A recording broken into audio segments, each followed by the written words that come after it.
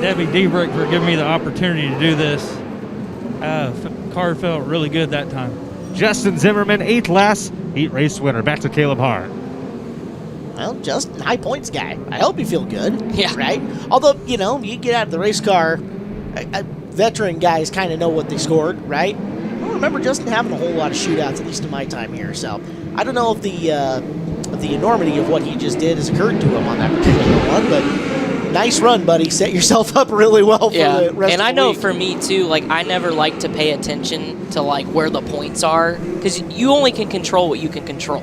So maybe he didn't realize that put him as a high points man. Well, the Debricks have been here for multiple years. We know that. We've seen them race between the kids. Brian Debrick was in the car for quite a long time as well. And those guys in that camp are going to be excited for him as he gets back to theirs. Now have a good qualifier, and you're A-main bound with a pretty good starting spot. Yeah, they're saying Zimmerman is the 2020 Texas Elite Non-Wing Sprint Car Champion, so he does have some experience And that's one of those things where the sprint car experience, I think, really helps for the micros just because it kind of slows everything down. It's just, I'm not going to say easier because it's definitely not easier, but it's just a little bit more controlled environment. Seat time is seat time, right? Yep. There's going to be skills that translate across the board no matter what it is, racing in traffic, finding out where your car needs to be, etc. So we get ready for this heat race. 8 cars going 8 times around. That means we had a scratch. Knight is out there starting 8th in this, so one of the guys in front of him out of the lineup.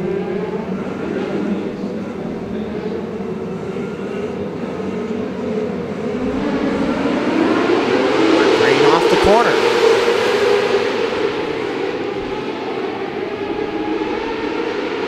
Peter Walker in the 22. Jayden Brown in the 11A. It's Brown, the early race leader. Brown, Walker, Dameron, Nail, and Sokol 1 through 5. Austin Wood, the car that scratched, in the 2A. There's that middle groove again, working out for your leader, Jayden Brown, able to pull away just a little bit. 22D, Peter Walker now under fire. Got 2 cars to worry about. One of them is Chance Dameron. Dameron got the back end. Those 3 getting after it in there. Dameron has to jam on the binders, and you saw him get into the corner. That allows Nail to get up and around. Knight has worked from 8th to 5th. He's coming up on the high side here, the 25 of Dameron. Dameron down low. Nida right through the middle, the Don Don line showing up for the Ollie's Bargain Outlet number 7. Yeah, it's like right after they lay the water down, like Clinton had mentioned, they kind of moved down almost the lane where they laid it. And it's opened up that middle groove. Here comes Nida again looking for another spot. That's Walker in 3rd, so an 8th to 3rd run for the youngster from Michigan as he's looking to put her together. That middle groove's starting to wear out right now. You either got to move up another half a car length or try and move down and find something around the bottom. Nida needs to go searching here if he wants to get by the 22 of Peter Walker. We've seen Nida now for a couple of years at the shootout, so he's not brand new to this. However, racing at a higher level than he has before. As he'll work off the corner. Takes a cut, look down low, and can't quite complete it. Jayden Brown's going to get the win. Jake Nail 2nd, Peter Walker 3rd. Nida 4, Dameron 5, Spicola 6, Kaufman 7, and Sokol 8. Sokol pulled off early. Jake Nail continuing to have a really impressive shootout here so far. We move on to our next heat race. Heat race number 88. Get a look up the ramp, and again, it has been quiet today on the ramp. No fireworks yet, but they're coming. Travis Sullivan sits on the pole. Trevor Klein's next to him, a North Carolina boy, just like Chris Wilner. Kobe Simpson and Thomas Byford, Jason Garris and Brody Strong, Caden Trotter, Bradley Hughes, and Willa Watson make up the 9 cars in this. Although, really, Chris, you can take the boy out of Indiana. Yeah. You can't take the Indiana out of the boy. I'm a Hoosier for life, but call North Carolina home.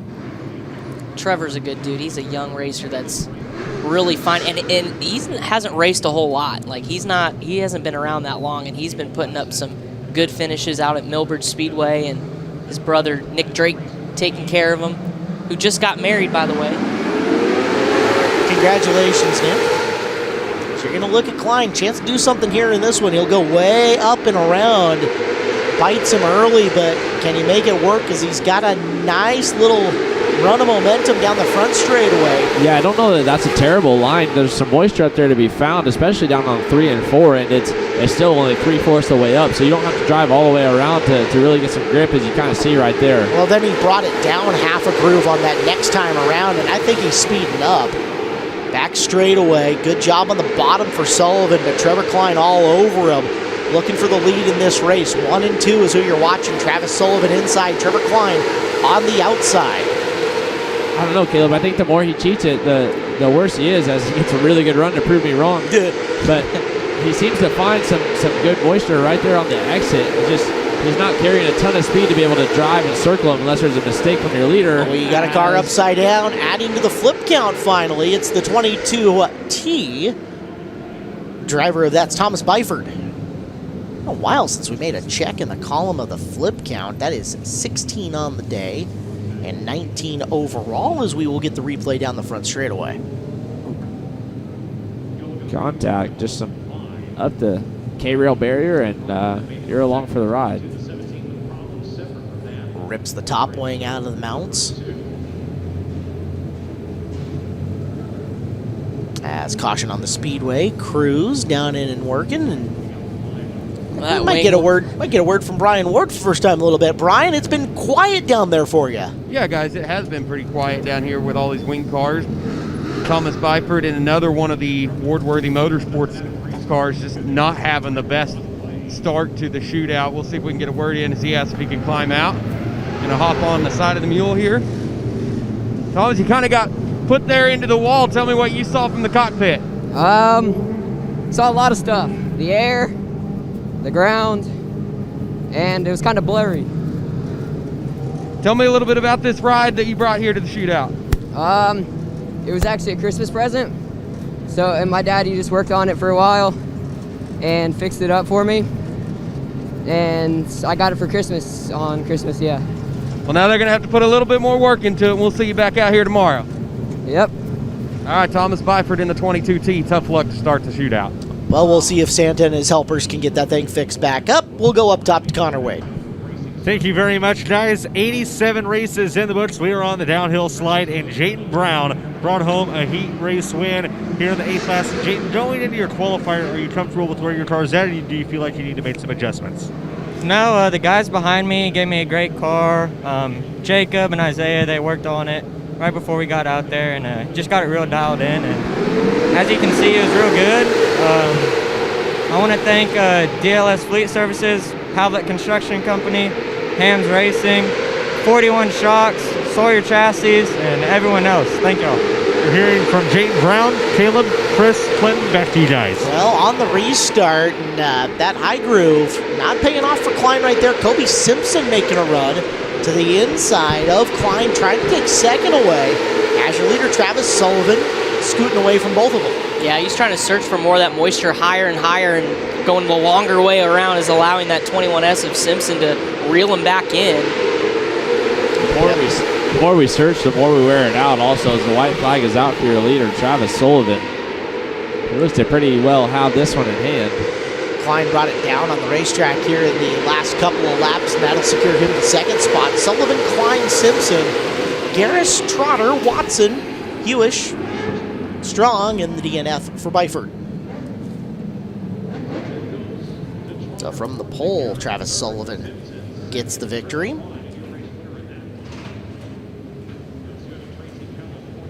Keep talking about how calm it's been, and that is really surprising, not just for the shootout in general, but for shootout day one in particular. Sure. Well, especially with how important these heat races are. You know, you usually see a lot of the emotions coming out today because it sets up the rest of your week. But yeah, like you mentioned, it's been pretty quiet and pretty tame so far. Well, number 89 is on deck. Jesse Maurer and Robert Titteback make up row number 1. Junior Ankowitz and Brody McLaughlin in row number 2. Abby Holbein and Taylor Nielsen row 3. Grant Schott, Jeff Wiggs row 4. And Baron Silva starts 9th in this one from Bartlesville, Oklahoma. more than that, driver's been off for a little while. Other than the guys who got out to Millbridge in North Carolina and raced, a lot of the racing has been, I don't want to necessarily say shut down early, but you didn't see a lot of guys extending their seasons particularly deep with all of the COVID-related shutdowns that we had. Wasn't a ton of opportunity to run your car as much this year with the months and months that we just couldn't literally do anything. So you'd figured they'd be more antsy to get out in the car and do stuff and run hard, but we've seen some gentlemanly driving, and we haven't seen the fists of flying. Yeah, and then, you like guys like Tyler Courtney and Zeb Wise that usually are in Australia at this point, in New Zealand. This is an opportunity for them to come back and race just because this is, the only racing going on right now. So, while the outdoor season certainly was cut short, it's also impacted some of the outdoor stuff, but it's good to see some drivers here as we go back up to the top of the ramp with Connor Wade. Travis Sullivan picking up an A-Class heat race win, and you didn't steal it like you stole Christmas, but tell us about that one. It was good. Started on the pole, just kept it low and smooth and tried not to make any mistakes, and got the win. That's Travis Sullivan, A-Class heat race winner. Back to you, Caleb. Well, that's a unique way of masking up. The Tulsa Shootout Cheermeister. Interesting. So we got an update on Jade Avidesian. I want to thank Anna from back home for sending this on the way. And this is on the Avid Racing Twitter. And it says, you might have noticed Jade Mr. Outlaw winged heat race. Paraphrasing, not feeling so great. TJ Smith has taken her spot in that car for the division. And Jade is working on feeling better for the rest of the week. They're going to update as they know more. Thank you all for your continued support. You can find the full statement verbatim at avidracing.com, AVED Racing on Twitter. There you go. I hope she feels better. She's been a blast to watch progress, from last year winning the restricted A-Class Tulsa Shootout to all that she's done this year. It's just been incredible. Certainly somebody a lot of people had their eyes on coming into this week. Winner of the $20,000 to win Hink Memorial. Yeah. Really putting her stamp on her burgeoning career after winning a driller last year. And two now 600 national champions this year, too. You can't forget about that with restricted in A-Class. So. Cannot. So this heat race on the track rolling around, Maurer and Tinnebach up on the front. Looks like everybody makes the call-ish. I count 9? Counting's not my strong suit here. No, just 8 out there, so somebody is scratched. Find out who it is as soon as we can.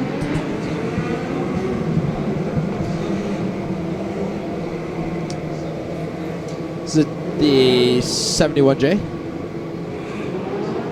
Jeff Wiggs? Might be. Count them up as they come down the front straightaway. The 77 and the 17 are on the back row. I see them. And then the 7 of Nielsen is out there. So all the other 7s are showing up. Yeah, looks like Jeff Wiggs is the one missing. Good call. Well, they'll go 2 by 2. Wiggs, who was supposed to be outside row number 4.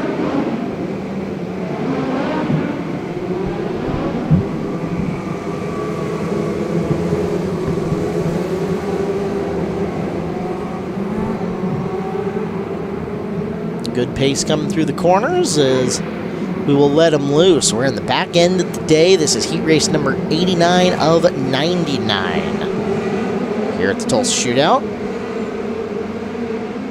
And off the corner, green flag's out. We are underway. Maurer and Tinnebach, row number 1. Going up to the way high side, trying to make something happen. I think that's McLaughlin in the 59M. McLaughlin up early and threatening. He's in 3rd. Brandon Silva used that Don line in the middle of 1 and 2, picked off 3 different cars on that first lap. Silva started 8th. Yeah, so that's one to watch right there. 8th to 2nd for Silva. Now losing touch with Maurer, who's out in front by 1.3 seconds already, as you see the 16 of Tinnebach. Something didn't sound so healthy coming out from under that car, and quickly to the fire extinguisher and on the way out. Tinnebach not scrambling to get out, but you saw the safety worker in and through the corner back to grab the fire bottle.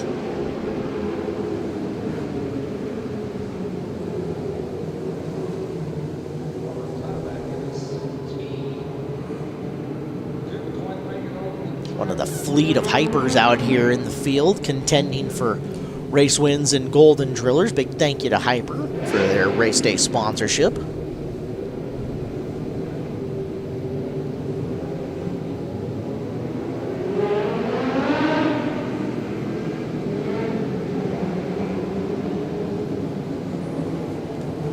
So with 2 laps in, 6 to go, Jesse Maurer leads, and that'll allow Baron Silva to close up that pretty sizable gap that they had.